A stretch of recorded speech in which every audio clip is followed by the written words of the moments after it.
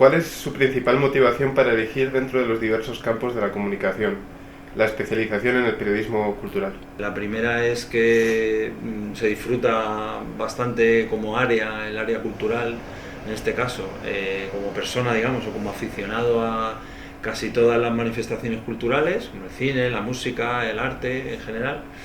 Y la segunda es la experiencia profesional que tenía en ese campo. El área especializada es complicada porque claro, hay muchas especializaciones y es difícil, y por ejemplo una asignatura como es la de cultura, no hay una especialización profesional realmente en cultura, sino que en manifestaciones culturales específicas. ¿Cuál consideras que ha sido tu logro más destacado en términos de contribución a la educación docente, a través de la formación que otorgas a aquellos interesados en especializarse en el periodismo, en este ámbito? Alumnos de alumnas que te escriben pidiéndote cartas de recomendación para cursar másters relacionados con, en este caso, con el mundo de la cultura, y luego como cuando ves que pues se dedican a lo mejor profesionalmente a la gestión cultural, o en gabinetes o en agencias de comunicación o en departamentos de comunicación de instituciones culturales. O sea, la satisfacción es casi más subjetiva o emocional, porque sí que ves que he seguido interesando. ¿Qué o cuáles son los mayores desafíos a los que se enfrenta como profesional, especialmente al formar periodistas especializados en cultura? Que es un área en la que hay muy poca oferta de trabajo. Entonces ese es el principal reto, el conseguir que una estudiante, por ejemplo, que esté motivada en trabajar como periodista cultural, que vea sobre todo que hay otras opciones dentro incluso de la comunicación, no solo del periodismo específico de redacción, que hay otras opciones como la creación de contenidos o como la comunicación en organizaciones o instituciones o en ámbitos de la gestión cultural, que hay otros perfiles. Acabar con ese estereotipo de que cuando te formas en periodismo cultural es para trabajar siendo crítico de arte o crítico de cine o algo tan específico, y abrirlo a nuevos perfiles que pueda haber ahora. ¿Cuál cree que es el papel de la cultura en la sociedad actual y qué cambios más significativos podrías destacar en base a tu experiencia?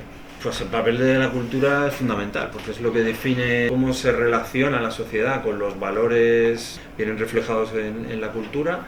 La creación cultural de una sociedad es muy importante, porque también esos valores se manifiestan ahí como vía de escape o un ocio formativo, podríamos decir así.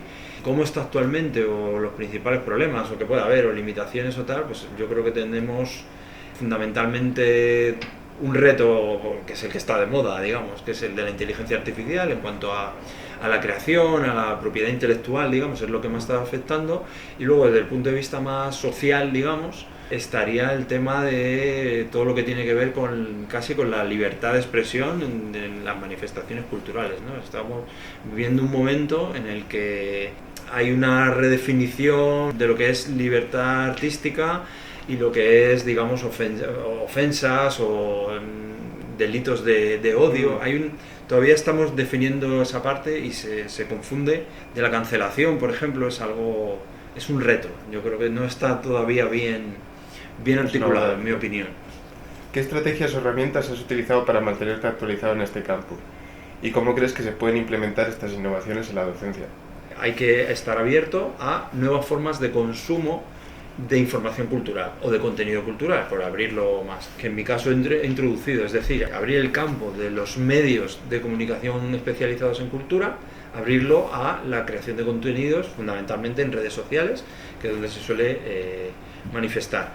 Eso llevado a clase no solamente desde el punto de vista del análisis, es decir, de intentar integrarlo como un todo en lo que es el periodismo o la información cultural, sino además en que explorar también las vías de hacer periodismo cultural y de crear contenidos culturales para esas nuevas plataformas. ¿Qué consejos le darías a los estudiantes interesados en continuar con la labor del periodismo cultural, considerando tu propia experiencia y trayectoria? Uno, estar abierto, ser flexibles con los nuevos formatos, trabajarlos, explorarlos, pero sin dejar que ya nos ha enseñado los formatos o las estrategias o las técnicas más tradicionales. O sea, es la única manera de realmente renovar y transformar. Y ya para finalizar, ¿Cuál es tu visión sobre el futuro de la educación periodística especializada en el ámbito de un mundo cada vez más digitalizado y globalizado? No es exactamente globalizado, sino que es glocalizado, es decir, entendiendo lo local como algo hipersegmentado o como algo muy o hiperespecializado.